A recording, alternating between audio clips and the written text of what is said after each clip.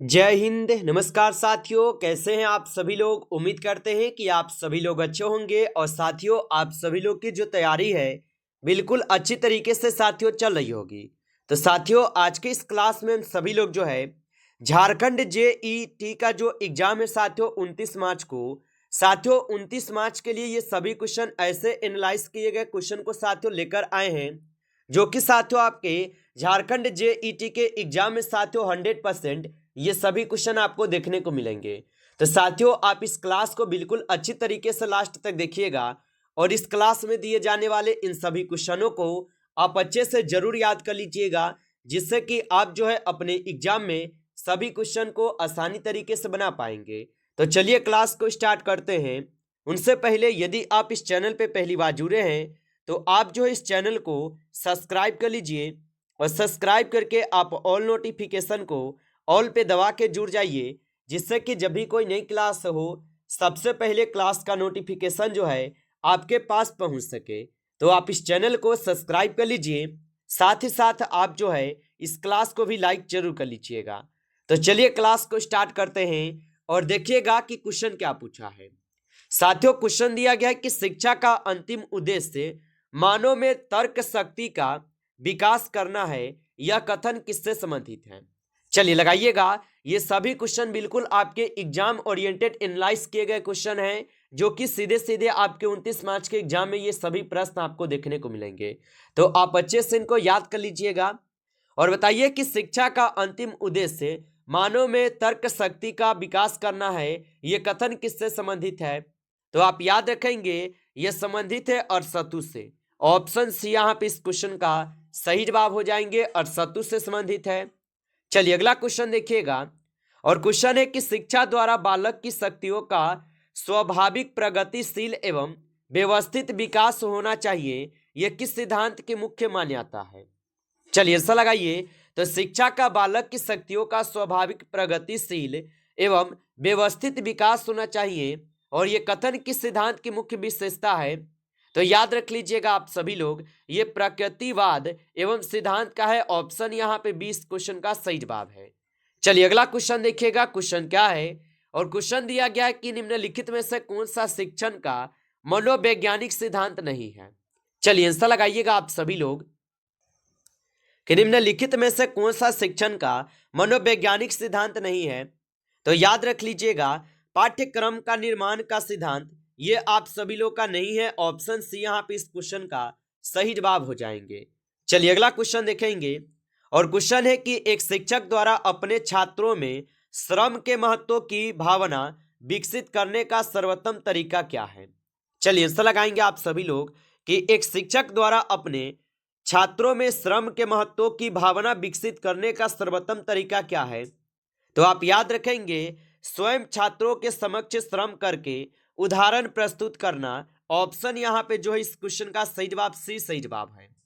आगे देखिएगा क्वेश्चन क्या है आप सभी लोगों का और क्वेश्चन दिया गया है कि निम्नलिखित में से कौन सा कथन एक आदर्श शिक्षक की पहचान नहीं है। चलिए बताइए, तो निम्नलिखित में से कौन सा कथन एक आदर्श शिक्षक की पहचान नहीं है। तो याद रखेंगे आप सभी लोग, उसे किशोरों को मनोविज्ञान का ज्ञान नहीं है। ऑप्शन यहाँ पे 20 क्वेश्चन का सही जवाब है। चलिए अगला क्वेश्चन देखिएगा और क्वेश्चन क्या है आप सभी लोगों का और क्वेश्चन दिया गया कि भारतीय परिवेश में वर्तमान समय में किस प्रकार के शिक्षकों की सर्वाधिक आवश्यकता है। चलिए आंसर लगाएंगे कि भारतीय परिवेश में वर्तमान समय में किस प्रकार के शिक्षकों की सर्वाधिक आवश्यकता है। तो याद रख लीजिएगा जो भारतीय मूल्यों को छात्रों में प्रतिस्थापित कर सके उनकी आवश्यकता ज्यादा है। ऑप्शन बी यहाँ पे इस क्वेश्चन का सही जवाब होगा। चलिए अगला क्वेश्चन देखेंगे। क्वेश्चन है कि माध्यमिक विद्यालय में छात्रों के सामाजिक एवं लोकतांत्रिक गुणों के विकास के लिए सर्वोत्तम शिक्षण विधि कौन सी मानी जाती है। चलिए बताएंगे कि माध्यमिक विद्यालय में छात्रों के सामाजिक एवं लोकतांत्रिक गुणों के विकास के लिए सर्वोत्तम शिक्षण विधि कौन सी मानी जाती है। तो यहां पे हो जाएंगे प्रोजेक्ट विधि। ऑप्शन सी सही जवाब है, प्रोजेक्ट विधि। चलिए आगे देखेंगे। क्वेश्चन दिया गया है कि यदि कक्षा में एक छात्र नाखून काटने जैसी आदत से ग्रस्त है तो एक शिक्षक को इसके व्यवहार संबंधित निष्कर्ष के रूप में क्या मानना चाहिए? चलिए बताइए।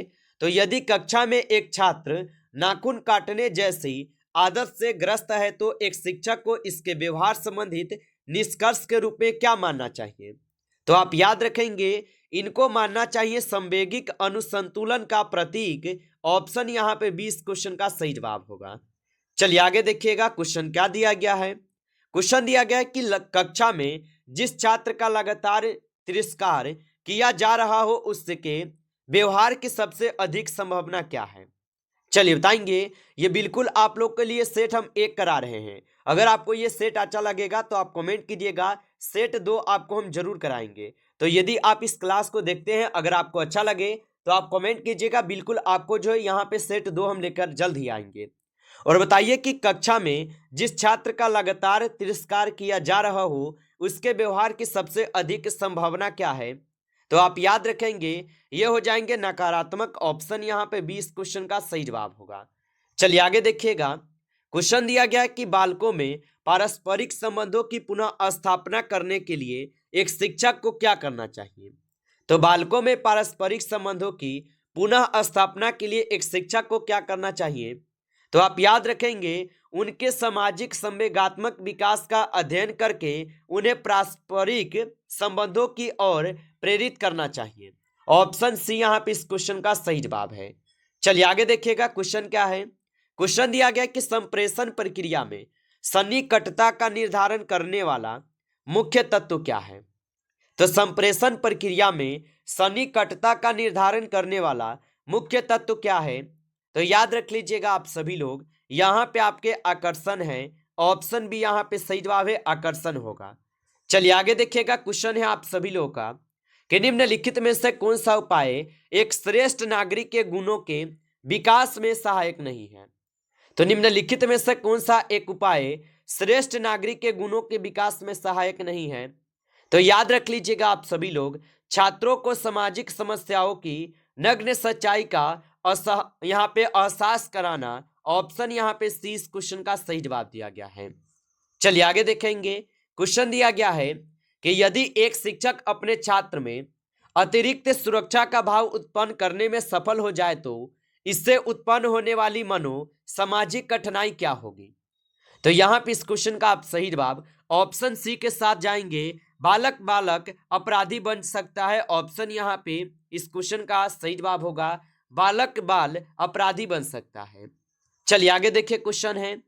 क्वेश्चन दिया गया है कि एक विद्यालय में छात्र शिक्षक के कार्य के प्रतिफल कहे जाते हैं, वे किस प्रकार के शिक्षक से सर्वाधिक हानिकारक रूप से प्रभावित होते हैं?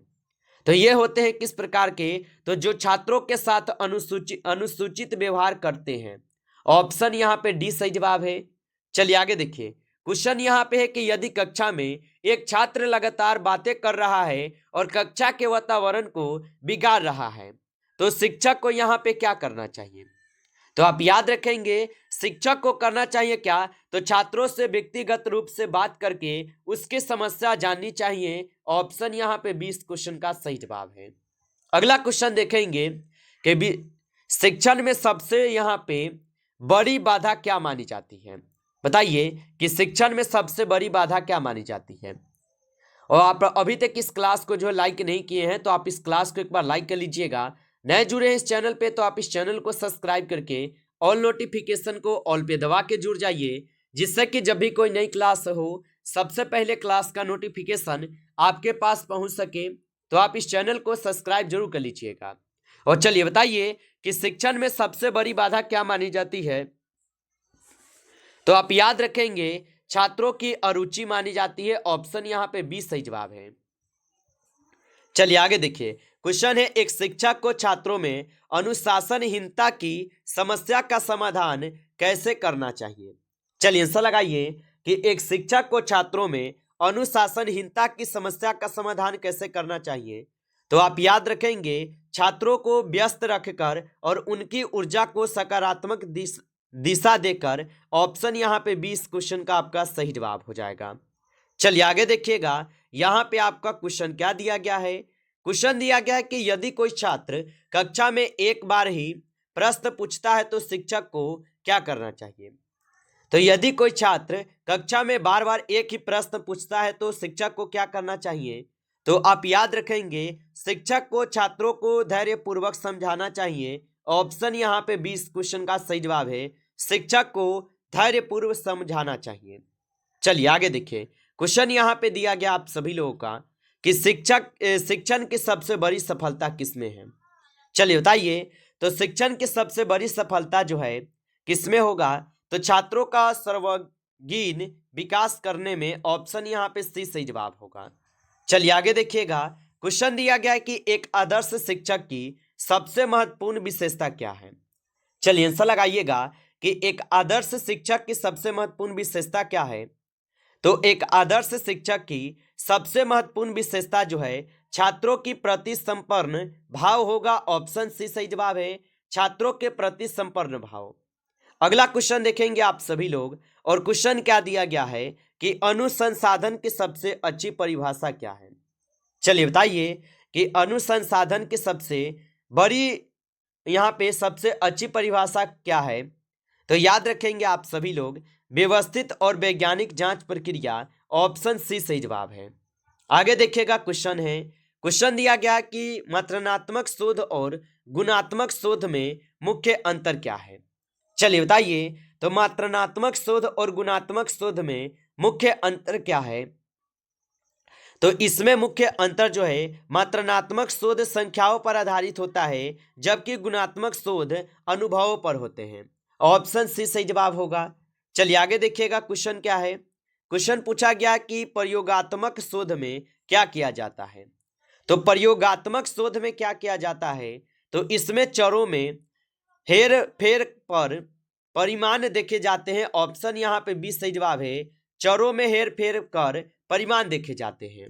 अगला क्वेश्चन है, और क्वेश्चन है कि शोध प्रक्रिया का सही यहाँ पे क्रम क्या है? चलिए आंसर लगाइए कि शोध प्रक्रिया का सही क्रम क्या है? तो शोध प्रक्रिया का सही क्रम सामान्य चयन, साहित्य समीक्षा और डेटा संग्रह विश्लेषण होगा। ऑप्शन बी यहाँ पे सही जवाब होगा। चलिए अगला प्रश्न है, यहाँ पे प्रश्न है कि शोध में परिकल्पना क्या भूमिका निभाती है? तो शोध में परिकल्पना क्या भूमिका निभाती है?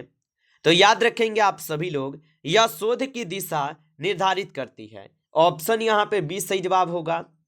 चलिए आगे देखेंगे, क्वेश्चन क्या है। क्वेश्चन दिया गया है कि साहित्य समीक्षा का मुख्य उद्देश्य क्या है? चलिए आंसर लगाएंगे कि साहित्य समीक्षा का मुख्य उद्देश्य क्या है? तो साहित्य समीक्षा का जो मुख्य उद्देश्य होता है, ये आपके पिछले शोधों को जानना और शोध अंतर पहचानना है। ऑप्शन यहाँ पे बी करेंगे इस क्वेश्चन का आंसर। चलिए आगे देखेंगे, क्वेश्चन है आपका, क्वेश्चन दिया गया है कि प्राथमिक और द्वितीयक डेटा में क्या अंतर है? तो प्राथमिक और द्वितीयक डेटा में क्या अंतर है? तो आप याद रखेंगे, इसमें अंतर जो है, प्राथमिक डेटा शोधकर्ता स्वयं एकत्र करता है जबकि द्वितीयक डेटा पहले से ही उपलब्ध होता है। ऑप्शन सी कीजिएगा इस क्वेश्चन का सही जवाब। चलिए आगे देखिएगा, क्वेश्चन क्या है आपका कि डेटा विश्लेषण में संख्याकीय महत्व क्या दर्शाता है? तो डेटा विश्लेषण में संख्याकीय महत्व क्या दर्शाता है? तो आप याद रखेंगे, ये दर्शाते हैं परिमाणों के याद चित्र न होने की संभावना को याद रखिएगा। अगला क्वेश्चन है कि प्रभावशाली डिजाइन करते समय किस बात का ध्यान रखना चाहिए? चलिए बताइए। तो प्रभावशाली डिजाइन करते समय किस बात का ध्यान रखना चाहिए? तो याद रखेंगे, प्रश्न स्पष्ट और संक्षिप्त हो। ऑप्शन बी सही जवाब है। चलिए अगला प्रश्न है कि शोध रिपोर्ट में सार का क्या यहाँ पे उद्देश्य है? तो शोध रिपोर्ट में सार का जो उद्देश्य होता है, इसका उद्देश्य पूरे शोध का संक्षिप्त विवरण प्रस्तुत करना होता है। ऑप्शन बी यहाँ पे इस क्वेश्चन का आंसर हो जाएगा। चलिए आगे देखिएगा, क्वेश्चन है कि संचार प्रक्रिया का यहाँ पे पहला चरण क्या है? चलिए बताइएगा कि संचार प्रक्रिया का पहला चरण क्या है? तो याद रख लीजिएगा, संदेश का निर्माण। ऑप्शन सी सही जवाब है, संदेश का निर्माण होगा। चलिए अगला क्वेश्चन है कि औपचारिक संचार क्या है? चलिए बताइए कि औपचारिक संचार क्या है? तो औपचारिक संचार जो है नियमों और विनियमों के अनुसार संचार होगा। ऑप्शन यहाँ पे सी सही जवाब है। चलिए अगला क्वेश्चन देखेंगे कि मौखिक संचार में यहाँ पे क्या जो है शामिल है। चलिए बताइए, तो मौखिक संचार में क्या शामिल है। तो मौखिक संचार में बोली गई और लिखित भाषा शामिल है। ऑप्शन ए सही जवाब है, बोली गई और लिखित भाषा होगा। अगला क्वेश्चन है, अमौखिक संचार का सबसे यहाँ पे महत्वपूर्ण घटक क्या है। चलिए बताइए कि अमौखिक संचार का सबसे महत्वपूर्ण घटक क्या है। तो शारीरिक भाषा जो है यहाँ पे अमौखिक संचार का सबसे महत्वपूर्ण घटक है। अगला क्वेश्चन है यहाँ पे कि प्रभावशाली संचार के लिए सबसे जरूरी क्या है। तो प्रभावी संचार के लिए सबसे जरूरी क्या है, तो आप याद रखेंगे स्पष्ट और सही भाषा का प्रयोग। ऑप्शन सी यहाँ पे इस क्वेश्चन का सही जवाब होगा। नमस्कार साथियों, इस क्लास में आपके टॉप 35 क्वेश्चन थे जो कि आपके झारखंड जेईटी के एग्जाम के लिए काफी इंपॉर्टेंट है। साथियों यदि आपको क्लास अच्छा लगा हो तो आप इस क्लास को जरूर लाइक कर लीजिएगा। नए जुड़े हैं इस चैनल पे तो आप इस चैनल को सब्सक्राइब करके ऑल नोटिफिकेशन को ऑल पे दबा के जुड़ जाइए, जिससे कि जब भी कोई नई क्लास हो सबसे पहले क्लास का नोटिफिकेशन जो है आपके पास पहुंच सके। तो आप इस चैनल को सब्सक्राइब जरूर कर लीजिएगा। चलिए फिर मिलते हैं आपसे नेक्स्ट टॉपिक के साथ नेक्स्ट क्लास में। तब तक के लिए जय हिंद, जय भारत।